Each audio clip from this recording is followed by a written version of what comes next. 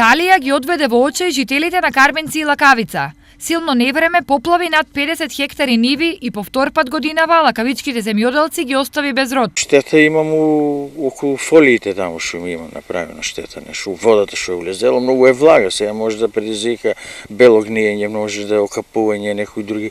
Дали уопште ќе имаме и род, пошто сега е баш моментот на формирање на папка и многу е залисано, многу е вода, тоа е многу вода за корено.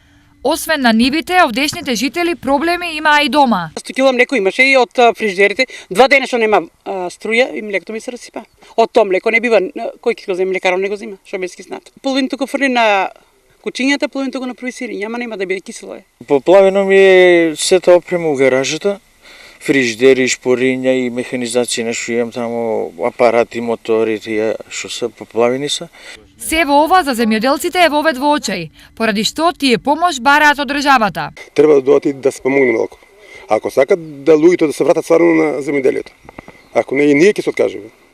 Ето, уложили сме толку средства, капка по капка, се ми е истилирано капка по капка, не може да си платиме капката сега. Ќе ги видиме кои се штетите и согласно средствата кои што располага владата ќе бидат обештетени. Идентично беше и во Карбенци, каде последните 3-4 денови струја повеќе нема отколку што има. Од кај Скопје облако заделни струјата не исклучија. Прво 1 сат, дојде половин сат и после па уште 2 сата, 3 у сабота и у недела, двата дена 5 до 6 сата половина општина без струја беше. Изгорат и компјутери, изгорат таму телевизори, одат пријавуваат, па доваѓат од евана таму, на некој признат, на некој не признат. Освен домакинствата, штети поради честите прекини со струја имаат и фирмите. Усред производството кога што работиме, одеднашка имаме струен удар, значи може да дојде и доваѓа до дефект на машини, тоа е големо.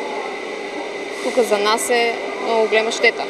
Зошто и до кога струјата во Лакавица и Карбенци ќе биде проблем? Далноводот кој ги обслужува со електрична енергија овие населени места е со голема должина и проаѓа планински региони, е многу подложен често на проблеми при големи електрични празнини или при громови.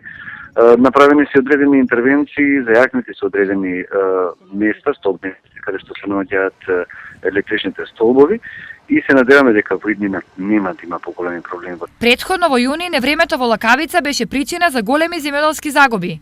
Тогаш беа уништени пролетните култури, но овдешните земјоделци од истите причини ајр не видоа ниту од есенските.